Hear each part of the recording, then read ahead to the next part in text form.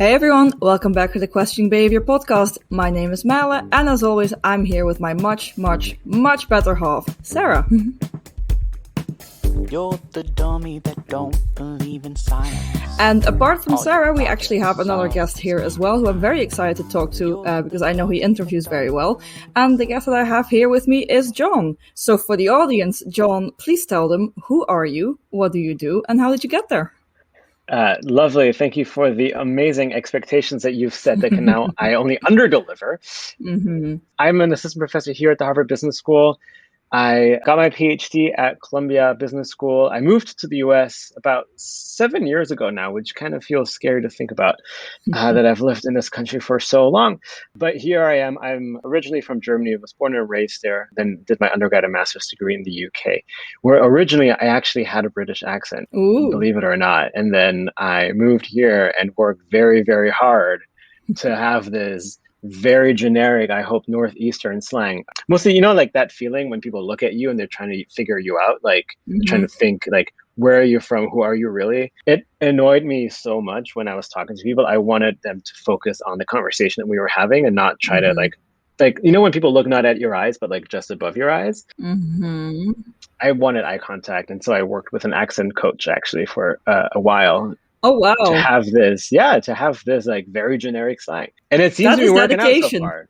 That is, so people, what's interesting, people who know. Like if people are actors or actually work in the accent space, they hear me speak, they know that I'm not for real. Oh, they know you're a minority.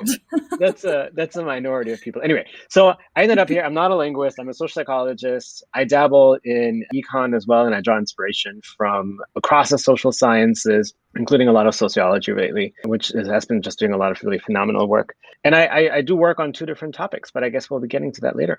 Actually, let's get into that now. Oh, let's get into that now. Okay. So I was in industry for a little while, but very quickly realized that I didn't feel like industry was serving the people that I cared about the most. Mostly, I wanted to do a lot of work on inequality, particularly with a focus on how we can help low-income individuals actually attain better outcomes in life. And so I applied to PhD programs. I was fortunate to get into the PhD program at Columbia. I really wanted to work with Elke Weber, who I incredibly admired, who does just wonderful work. And I was fortunate to have her take me on. And I'm moved to New York really on a whim. I didn't know anybody in New York. I left my whole life behind in Europe. And I thought I was living the dream for like the first couple of months. But it wasn't until like a year in my time in my PhD where I was like staring at my computer screen and I just wasn't feeling that passion anymore. Like that passion that had propelled me across the Atlantic to like get my PhD in this foreign city that was still at that time incredibly overwhelming. And it was a very disconcerting experience. Like I'd sacrificed so much to be at this point that like objectively was amazing and that was supposed to be the pinnacle of my dreams. But I just wasn't feeling that passion anymore. And it was so disorienting that I literally just had to take a step back and I started asking everybody that I knew. I asked my advisor, I asked friends, I asked people on the street, and I said, like, I'm not as passionate about my work anymore. Like, what's going on? And everybody kept on telling me, yeah, that's normal. That happens. Like, and it'll come back.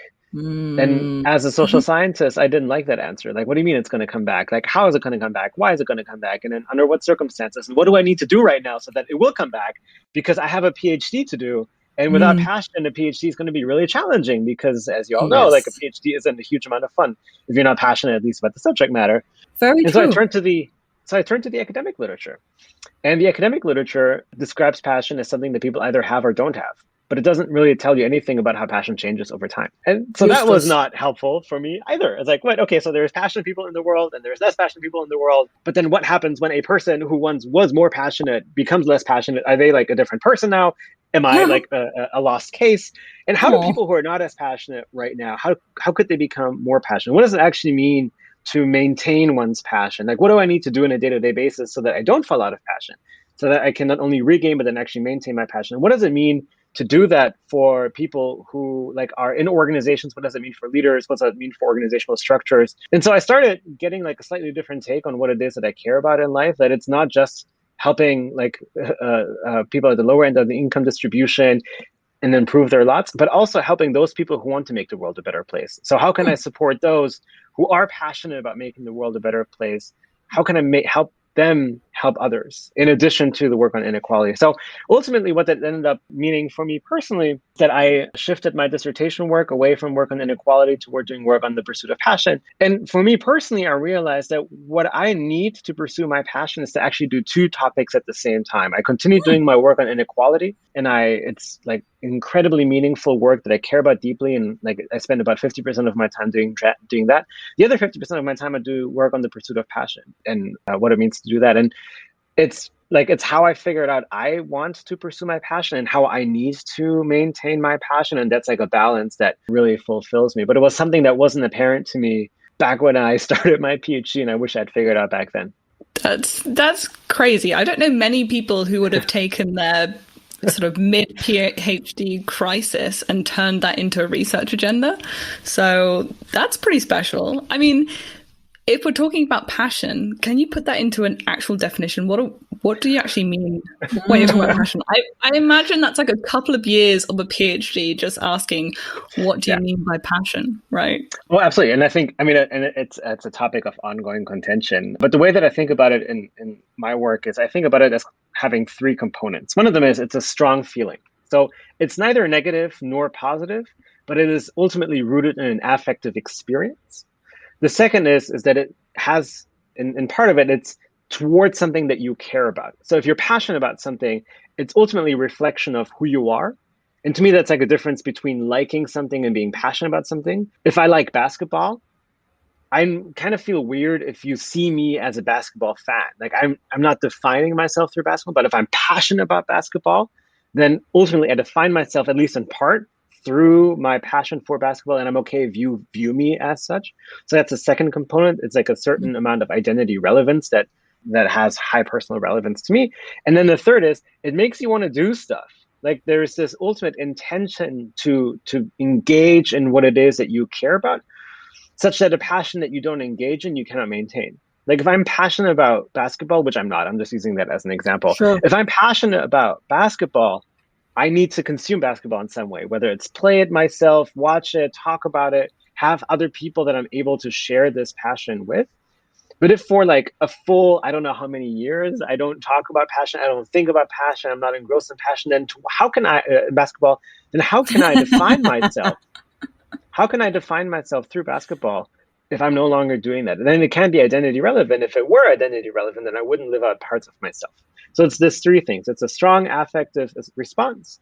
It's towards something that is identity relevant. So it's something that I care about very deeply. And it makes me want to engage in the stuff that it is that I really care about. You are so passionate about passion that you have a slip of the tongue if you try to talk about basketball. I see how it's very deeply rooted. It's very clear to me.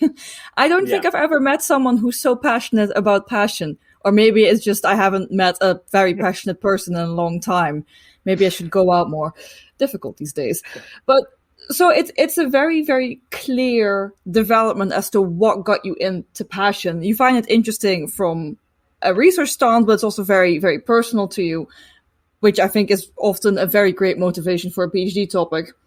But then there is still the idea that, as you've said, you can be very passionate at the beginning, but very often it wanes or it shifts or it just completely and utterly depletes. I don't know which one is more likely.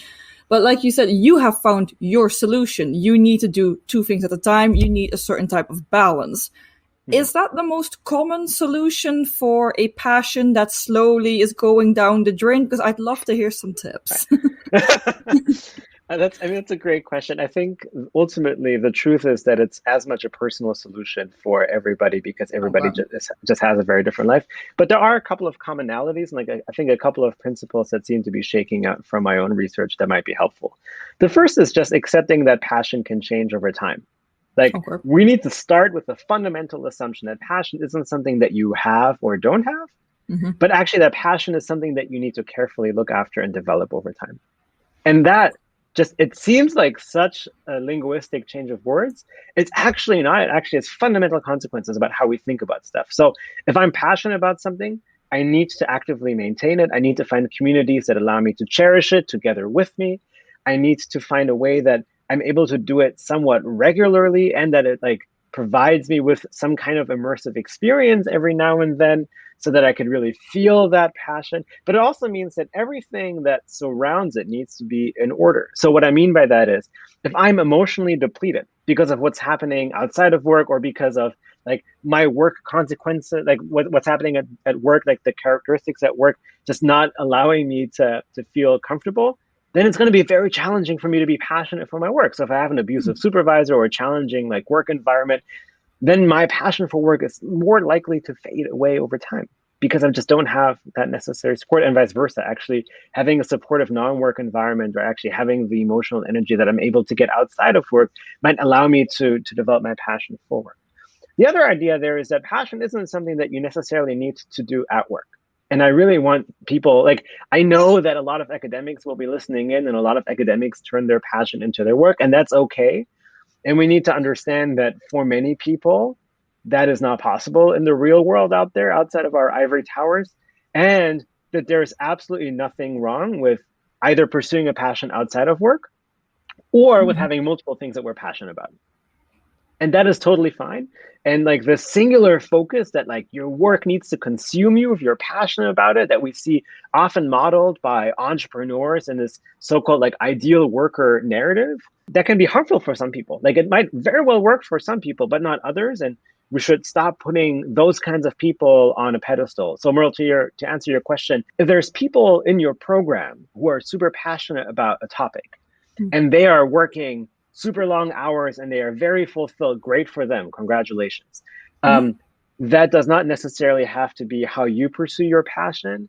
And maybe even for them, it might be helpful to think carefully about how they're maintaining their energy, to think about the relationships that they have with other people, to think about the communities that they're able to plug into, and to think about other passions that they might have. So for me personally, yes, I have these two things that I do at work, these two research topics. So I care about my work on inequality, but guess what? Doing research on inequality is very frustrating, because the more research you do on inequality, the more you realize how screwed up the world is and how little you can change it, and how slow the world is to change if you are able to change it. So doing work on inequality, because it's so system level, it ultimately is frustrating.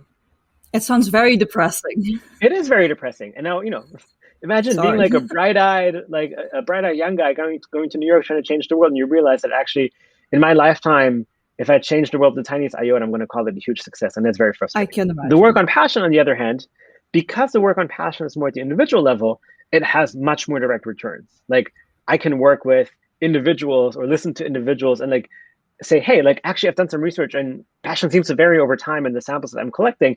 And so if you're falling out of passion, that's okay. And let's think about ways in which you might be able to regain and maintain your passion over time. And that like you can have an immediate impact in people's lives in a way that feels very meaningful to them and to you. But that's ultimately, you're then not addressing the broader system level problems. So while it's very immediately gratifying in the long term, if I only did that work, I would also feel a little empty, because I'm not having the kind of system level change that I know is so important to me. Now, that's the way that I'm able to like adjudicate that within me. But that's not all. Like I do other things that are really important to me. I teach, which I absolutely love, because publication timelines, as you both know, are absolutely insane. And the project we work on today, let's not talk about that. It might get published in like 5 to 10 years if you're lucky. But then maybe teaching, yeah, maybe. But teaching is immediately gratifying. Like I teach a class, and I see it in the faces of my students that I'm able to make a meaningful difference, where they come into my office and like we debrief a challenging work situations that they've recently gone through, or like multiple job offers that they're deciding between, or some like career trajectory that they want to go on that they're not sure about. So that I find very interesting. So you've mentioned two things now that where I've often wondered about this with regards to passion, and I think maybe largely also motivation. You've already mentioned that your two topics of interest have very different timelines, as well as two activities you thoroughly enjoy and are passionate about have also two very different timelines. Do you think that one can sustain the other because one has shorter term immediate feedback, which keeps you going, essentially, to even be able to do the other? Because that is a long term gain, which I can imagine is very, very frustrating. Yeah, I think that's a great question, Merlin. I think the way that I'm thinking about it is that you can get immediate gratification through what you're passionate about through a wide variety of ways. Like in working with people, or in figuring out like a really complex or challenging attribute of a project that you're working on. But it's very difficult to maintain a passion for a long time if like every day feels like a slog. And there's actually like a German word for this, because there's German words for everything. And it's how I teach passion to my students here. So I tell students that in Germany, we call passion Leidenschaft. And the word Leidenschaft literally translates to the ability to endure hardship. So if you're passionate about something in German, what it means is that actually doing it, the pursuit of it, is challenging, it's marked by setbacks, but you're doing it because ultimately at the end of it is something that you really deeply care about. Now, without any glimpse of why you care about it and how you're making a difference, the slog might just ultimately make you quit. But it's this staying engaged or re-engaging after a period of disengagement that I think makes passion so special, particularly from this like German Leidenschaft perspective. But it doesn't mean that every single day it's going to go happy-go-lucky. And like every single day, some days are going to be better and some days are going to be less passionate. And that's okay. And I think we need to acknowledge that that's part of the existence and part of what it means to be passionate about stuff. But that also means that, as you mentioned, we can build in positive feedback mechanisms that operate on different timeframes. That's super interesting. And I do love the German language for being super literal and having these really specific terms for these crazy specific things. So that's cool. I learned a new German word today. So thank you for that. Of course. And so what I'm getting from this so far is passion is rewarding. It's that sort of reward mechanism that sort of keeps us coming back. So, I'm an economist. So my next question is, how does extrinsic incentives, how do those interact with passion? Is it a way that you can sustain your passion by doing for work what you love, or is that one sure way to kill a passion is to get paid for it? Yeah, so there's this wonderful theory by Bob Vallerand at University of Montreal at Quebec, and he talks about passion as either being autonomous, something that is internally driven, or something that's externally driven. And he calls, and maybe you'll see the value judgment here, he calls the autonomous version of passion harmonious, and he calls the externally driven obsessive passion. Now, obsessive passion can become very consuming, right? If you're doing something, if you're passionate about something because the only reason you're doing it is that you're getting some external reward, that means that you very quickly can become addicted to this feeling. You can very quickly do things just in order to get the reward, but you don't really derive a lot of intrinsic value from it. And I'm not saying like the intrinsic value needs to be positive or negative. It's just like this intrinsic value that it's something that is meaningful to you, that provides you with some degree of fulfillment. So this obsessive version can actually backfire, and that it's associated with a lot of negative, particularly mental health outcomes, not so much performance outcomes, but particularly mental health outcomes like burnout, like excessive rumination, that actually make it challenging to maintain it over time. So to your point, obviously, external factors are important. The way I think about them is, I think it was Henry Mintzberg who calls them hygiene factors. Like you want to have things at work, like a certain level of extrinsic motivators at work that allow you to focus on non-extrinsic motivators. So the less you have to worry about bad workplace politics or an abusive supervisor relationship or a good working salary, the more you're able to focus on other things because your mind isn't consumed. And even from the way that I'm thinking about passion, right, as like something that requires emotional resources, the more I worry about like a bad workplace relationship or like a poor salary that imposes financial constraints on me, the less emotional resources that I have available in order to like unfold and actually experience the passion I might be feeling for something. So I think there are some commonalities and it can be challenging, but the danger here is that we look at passion as something that can be exploited. And my colleague Jay Kim has this wonderful JPSB showing that in some degrees, in some circumstances, particularly in entry-level jobs, passion is often used as a way to exploit. So like think of unpaid internships, or think of underpaid entry-level workers, or think of being asked to take on extra work. Like if you have two entry-level workers, one of them was doing it for the money and the other one was doing it because they're passionate about it. Who of them are you going to ask to stay the weekend for some like menial job? You're going to ask the person who's passionate about the work, right? Because you're not paying them and you know that they are more likely to say yes. So in some circumstances, passion might be used for exploitation, and we need to be mindful that actually not only might that be like bad from a societal point of view, it might actually be bad from even like a very self-intrinsic motivated point of view, because it might lead that person to fall out of passion, quit their job. Yeah. That would be the worst case scenario. Well, I mean, I think the worst case scenario often is death, but I mean, let's move away from that philosophical aspect. I find it really funny if you talk about extrinsic and intrinsic motivations and, you know, how this relates to passion, because don't you after a while run into maybe a similar argument that is often seen with altruism, where there is such a thing, like, is there such a thing such as pure altruism? I often wonder, is there such a thing as pure passion, where there is absolutely no extrinsic motivation for having the passion? Does that really exist, or is there always a higher aim here? I mean, so how do people derive their self-confidence? Like, people derive their self-confidence and their self-esteem in part, obviously, because of how they view themselves, but also about how other people treat them. Yeah.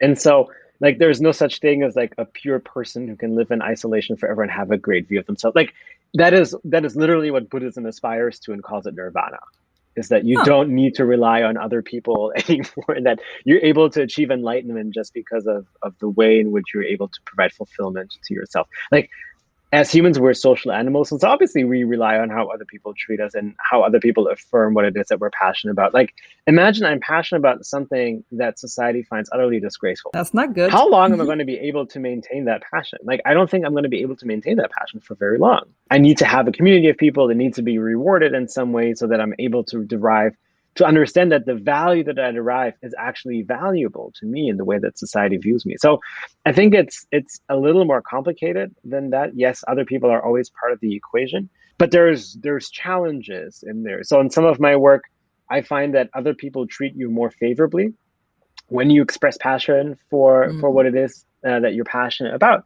On the one hand, that can be great, right? If you're really passionate about something, then you want other people to invest in you. At the end of the day, that's how entrepreneurs are able to convince people to invest millions of dollars in their half-baked ideas.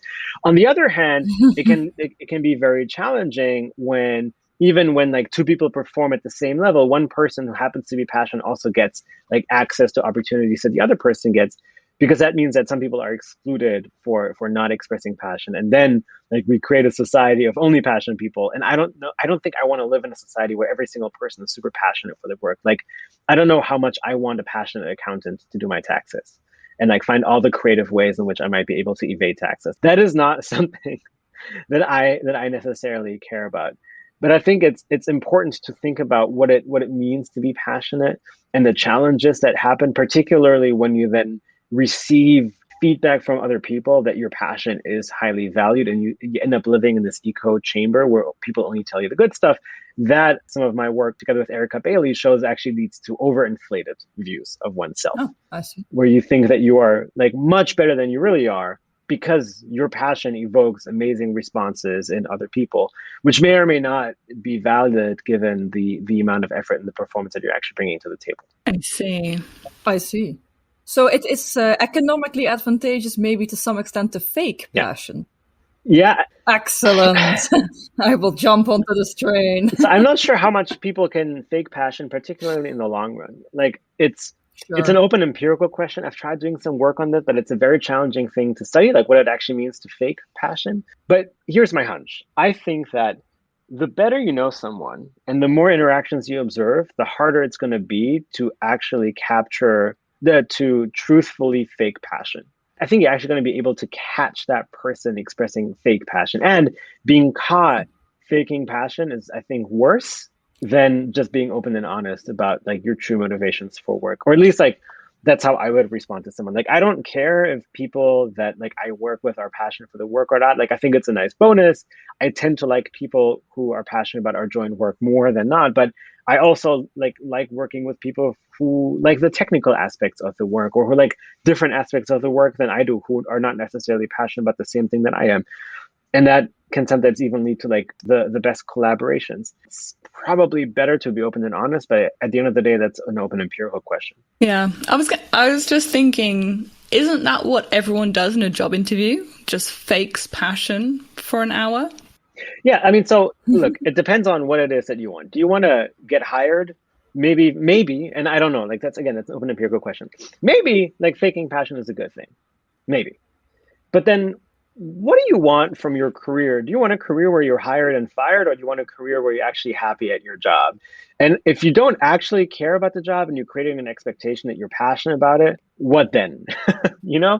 So I think that's the challenging aspect of it, is that remember that if you're faking passion at an interview, they're expecting you to be passionate day in, day out. And if you can't bring that, if you can't do that, then I don't know if that's something that you want to do. I mean, that seems fair, like do represent who you actually are as a person. But the thing is, and I often wonder about this as a Western European, I find Americans to be much more vocal about all their interests, and I find them to be genuinely more enthusiastic. Mm-hmm. At least that is what they seem to communicate. I don't know if they actually are deep down. That is, again, a question that I'll pose to the audience. But would you argue that is maybe then a disadvantage for the Europeans? You yourself are German, you know, Sarah's British, I am Dutch. We are much more, I would say, calmer, maybe slightly more quiet, or maybe a bit more like a self-deprecating bunch, which very often doesn't seem to signal that we actually give a shit about anything, let alone be passionate about it. So is this working against us? Does this make us less likely to get hired? Because in that case, I want to know. That's a great question, Merlin. I had the same hunch a couple of years ago. I was sitting in my advisor's office. So I ended up working with Adam Galinsky because Elke left and went to Princeton. And I remember sitting in Adam's office one day, and we were talking about a paper that I was working on with him. And he like at some point just like stopped working on the paper with me, and he looked at me, and he said, "Hey, Jon, like, are you passionate about this project? Like, I'm not feeling that you're passionate about this project." And I looked at him and I was like, "Yeah, I love this paper. It's a really important paper. Like, I care about it really deeply." He said, "Yeah, but I'm not feeling it." And it turned out, you know, to your point, like the way that I was expressing passion didn't quite register with him, because we just hadn't found a way for us to establish how I should communicate passion to him, nor vice versa. Like, he hasn't asked me like how I like to express passion. And so based on that hunch, I started doing this project that focused on how introverts and extroverts express passion differently. But I think like the same thing is probably true culturally as well. And we find that like extroverts and like, I think the United States is a more extroverted culture. Mm-hmm. They tend to express passion in the way that like you commonly associate with passionate people, you know, like the crazy hand gestures and this like leaning in and smiling and this voice register thing, you know, like where your voice, it kind of gets more intense. You start talking really fast, and then like you go up and you go down. You're like, yeah, this is why I care. You know, like what I'm doing sometimes when I'm passionate about it's making me anxious, Jon. Stop. So this is how extroverts tend to express passion. Introverts tend to express passion in very different ways. Like much more tend to focus on how immersed they are in something, or how much time they're spending, or how in detail they go. It's just a very different way that you express passion, almost like when other people aren't around, because that's the social situations that introverts are more likely to opt into. So it's not that introverts or extroverts like feel different levels of passion, that they express it differently. Now, the challenge then comes to I think what you're intuiting, which is, what does it mean to feel something that other people aren't necessarily observing in you? Mm-hmm. And then how can that backfire? So what I started doing with Adam is twofold. One, I told him how passionate I was about different projects, like ahead of time. I said, look, like between these two projects that we're working on, like I care more about this than this other one. And that was helpful. But I'm trying to find ways to express passion in a way that still is true to me, like that still feels authentically me, while also like at least a little bit being more accustomed to the culture in which I happen to live in, that has different standards when it comes to the expression of passion. However, I can't behave this way when I go back to Germany, because in Germany I would be labeled a nut. Like, you can't do these things, or worse, an American, you know? And so like, and I like, no, I'm joking. Sorry, United States. No, you're not. But that's the, like, you know, if I want to be viewed as a German when I go to Germany, and not like as an outgroup member, I need to have a slightly different way in which I express my passion, which can still be excitement, which can still be like enthusiasm, but it needs to be a much more toned down version. Whereas here, like, I don't know whether you have to tone down a lot.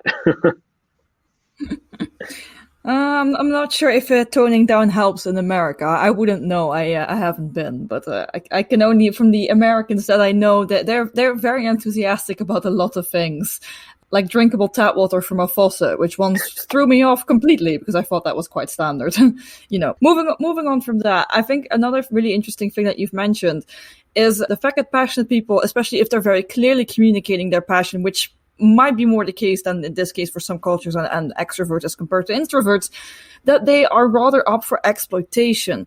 How does passion relate to burnout in that case? Mm-hmm.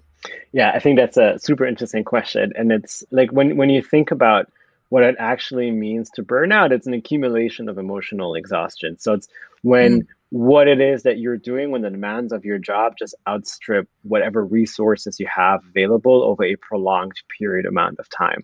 So it's actually really complicated when you think about what passion does. Now, if you think about what it means at a day-to-day level, the more passionate you are, the longer you work because you're more excited by the work, because you care more deeply about the work, because other people maybe, as you mentioned, like are more likely to give you work, or because you think that it doesn't really feel like work. And I'm sure you've heard this adage, like if you do what you love, you'll never work another day in your life. Like obviously Which that's is a crap. lie. Like you're still working, but the idea is that it doesn't feel as arduous. But time-wise, energy-wise, like it's still a lot This of is time and arduous. energy. Yeah, like it's still arduous. Now, like in the short term, what it means is that after any single day that you're passionate, on the next day you're more exhausted. This is what I find in my work, is that because like any given day just tends to deplete whatever emotional resources that you have, because we just don't have like limitless power, limitless energy,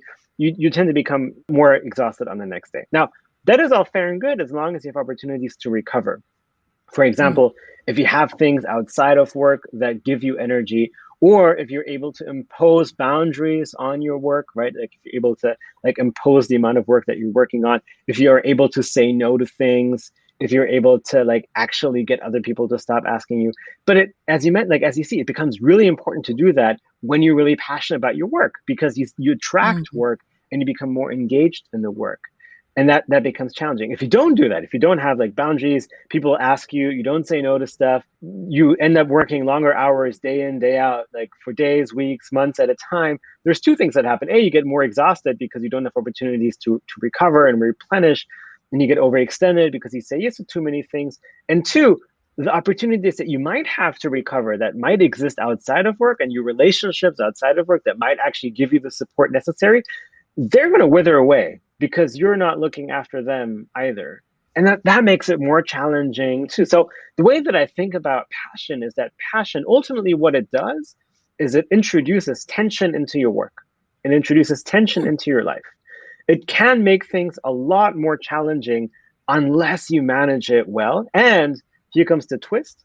It's more challenging to manage for some than for others. So for example, in one paper, I show that passion becomes more challenging to manage for people who happen to have more non-work responsibilities. So take, for example, women who during COVID had to take on much, much more non-work responsibilities, who took on the majority of childcare work, home care, etc. Like some people call it like a second shift after work. Like if you're putting in a second shift after work, it means that you have less opportunities to recover, and that spending more time at work is even more exhausting for you because you're worried about all the things that you have to do afterward. Now, what we know about passion is that it makes you want to do more stuff, and it makes other people want to ask you to do more stuff. So it actually makes it much more challenging to navigate your passion if you have more non-work responsibilities. So it doesn't mean that you can't be passionate if you have non-work responsibilities. I think that's like the wrong takeaway. I think the right takeaway is it makes it much more challenging to navigate, and we need organizations to allow us to do a better job at doing that. So allowing us to help set better boundaries, allowing us to actually like say no to things, allowing us or empowering us to take time to engage in non-work activities that are replenishing for us, and actually allowing us to disconnect. A lot of workplaces, especially during COVID, adopted like a laissez-faire attitude to work, which said like you can work wherever and whenever, which is great in theory, but in practice means that you're not only like working from home, but also like sleeping at work.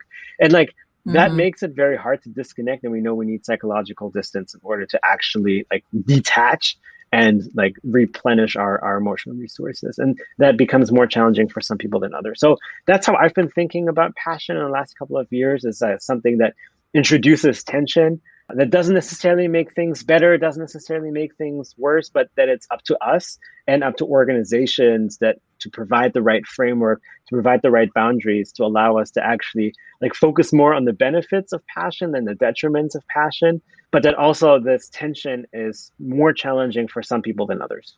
But what if you don't have any? So this is the thing. So I find burnout a super interesting concept from both angles if you start looking at passion. So the one angle that you just explained is a very, very logical angle, I would argue, not to undermine all of your work. Thank you. You just explained it so well, it seemed very, very logical to me.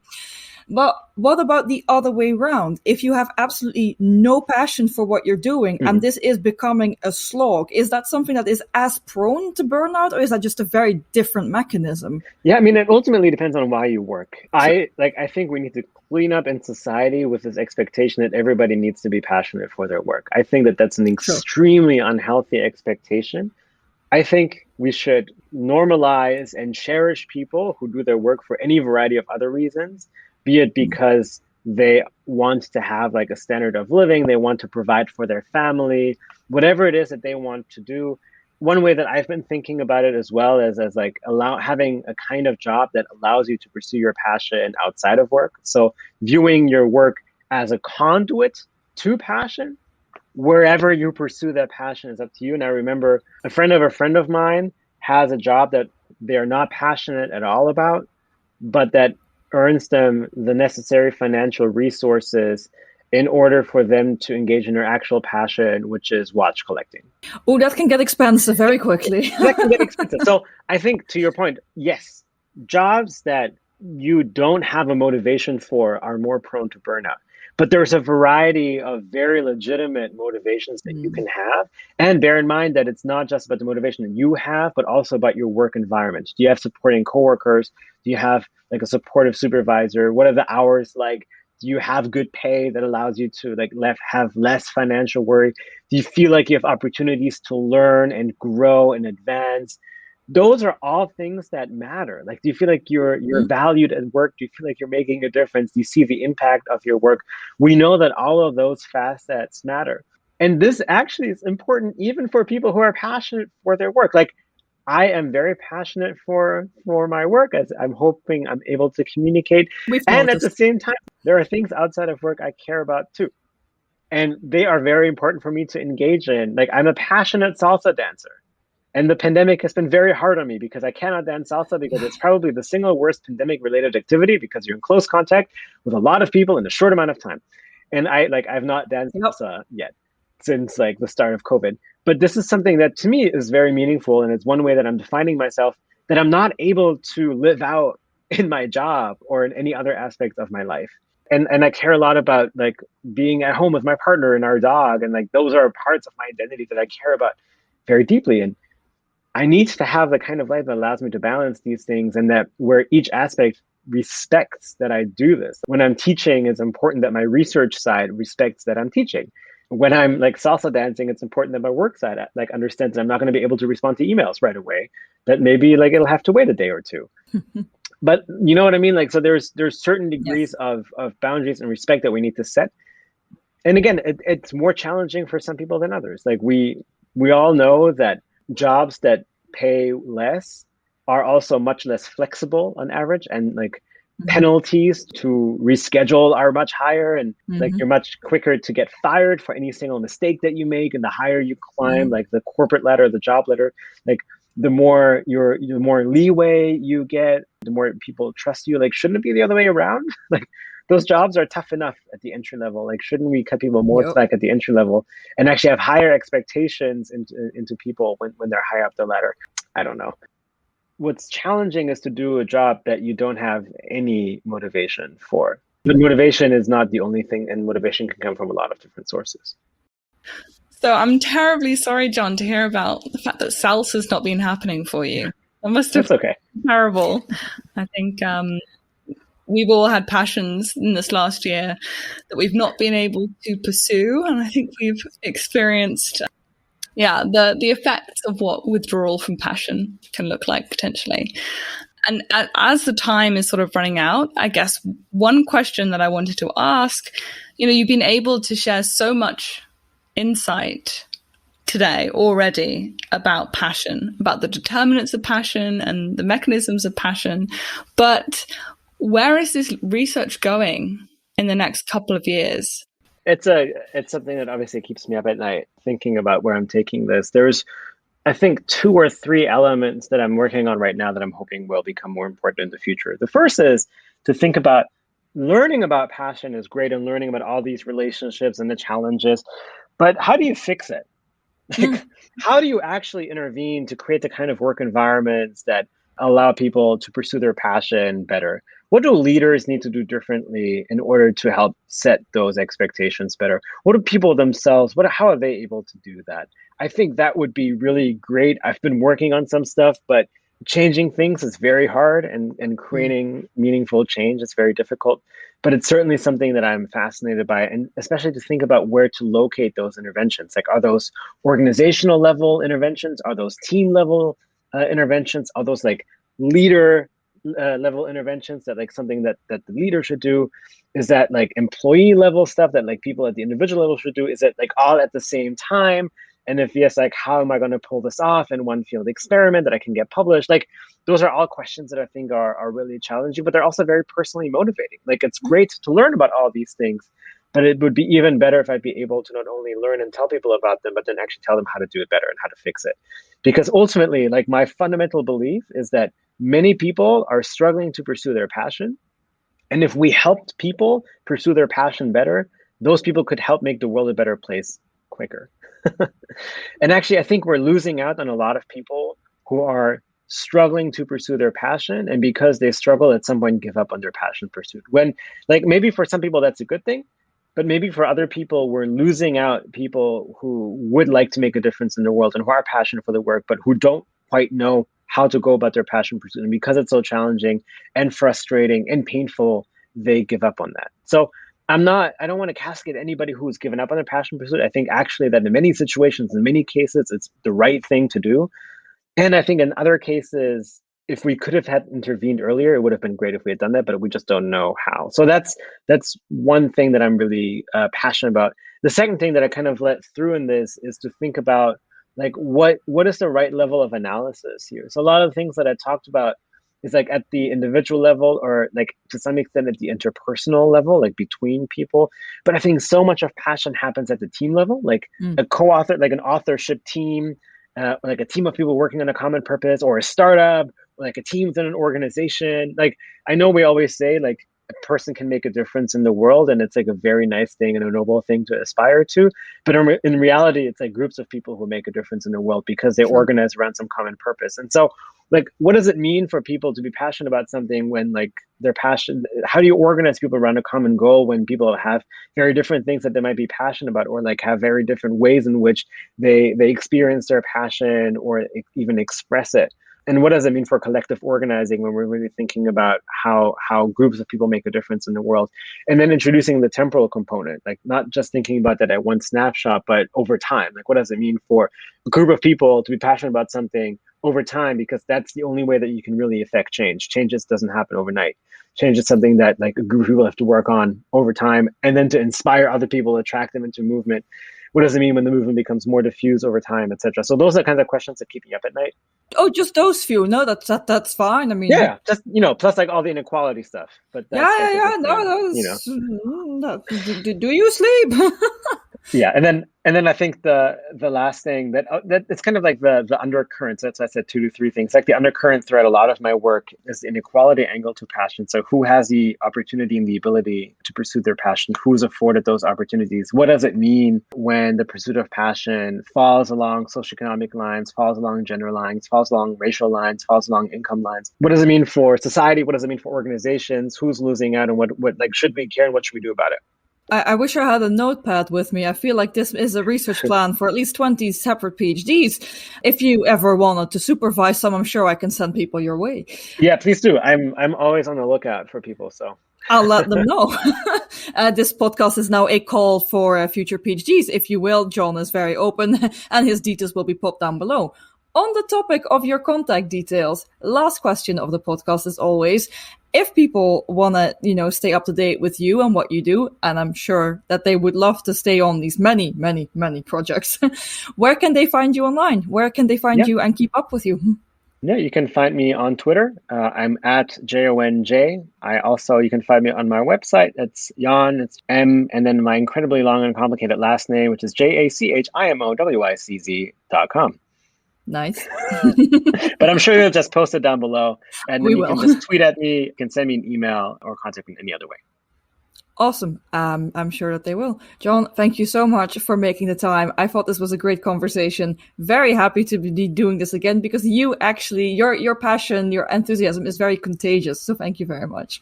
Thanks so much, you too. Appreciate you taking the time. Take care. So that was our conversation with Jon. Thank you so much, Jon, for coming on the show. It was great to speak to someone so passionate about passion. I am now going to go out into the world with rose-coloured, passion-coloured glasses. And yeah, no, interesting area of research. I didn't realise there was work being done on this in behavioural science. So pretty cool. Yeah, I have to admit, I didn't really know that there was work on it either until I heard of Jon and then met Jon and then his passion for passion. Because I keep wanting to say passion for fashion, but his passion for passion is actually very, very contagious. And it's a very interesting topic to think about, especially when you realize that throughout most of our lives, or as soon as we think of work or having a career, etc., what a lot of people talk about is that, that they're very passionate about their work, or this is where they derive the meaning of their life from. Just the idea that they can get to work just gets them out of bed in the morning. And that is a very, very toxic stereotype, which just isn't true for a lot of people. And actually, it's a very, very privileged position to be in, and a very privileged perspective on, being able to do your passion. So I think it's really interesting that we talked about that, and that, Jon also fully supports the idea that not everyone derives their passion from work, and that is perfectly fine, and that is perfectly normal, and that is actually probably much more likely than the opposite, where everyone just loves their work and loves every minute of it. I'm pretty sure even people whose work is their passion don't love every aspect of it, because I'm sorry, but that's frankly insane. So I think it's really cool that we talked about that. But then, he also mentioned that he just has different passions throughout. And that also makes a lot of sense to me. Just Jon seems very balanced about it all, and I appreciate that. Yeah, no, I think something that stood out to me that I thought was really interesting was the research that Jon has done on how people communicate passion and how sometimes there's a mismatch between how you recognize passion in other people and how people communicate it themselves. I just think that's such an intuitive point, but something that I never thought that you could research in this way. So I really, really like that. I mean, the stuff about difference between introverts and extroverts, I'm trying to map myself onto that thing. Like, I think I'm like an introverted extrovert in some way. And how do I communicate passion? It's a question. I don't know. How do you communicate passion, Matt? Are you very outwardly passionate? No, not at all. So this is the thing. So, I mean, there's another thing that I think you'd have to take into account, which is like just the preferred communication style. So although slightly ironic, my preferred communication style actually isn't speaking. So why I'm on this podcast, no one bloody knows. But my preferred communication style is actually writing. And I find that it is very difficult to genuinely or communicate genuine passion throughout writing before it starts to read like or look like you're losing your mind as you're typing. I think this also has to do with the fact that, culturally, I am Dutch. I've been in the UK for a long time. And the way that passion is communicated there is not to bounce off the walls as soon as your topic or your field of interest comes up. It's just for me, if someone tells me that they're passionate about something, I just kind of assume that they're putting the fucking hours in. And that is all the type of communication that I require, or, to see that someone is passionate. But that might be a completely and utterly misplaced judgment. I just assume that, if you're passionate about it, you're putting in the work and the hard hours. That is also how I communicate passion myself. I just put in the work. Interesting. Yeah, that's essentially it.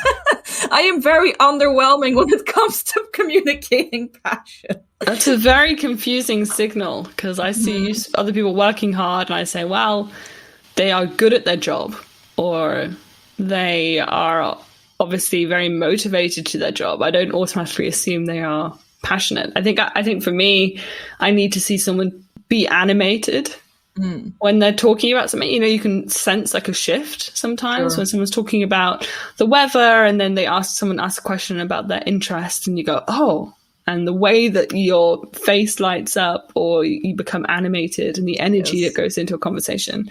Yeah. Interesting. Okay. So I will never be able to recognize passion in each other then. Is that? I think it will be difficult, but that's maybe just because I'm always completely dead behind the eyes. Oh dear. Anyway, on that note, we're dead behind the eyes, but we're still bringing this podcast to you. So yes, there we go.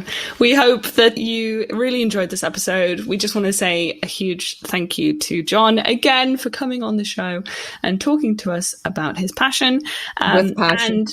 With passion and everything that we mentioned. The links to Jon's website and the things that he mentioned will be linked down below, so you can go and check those out on your own free time.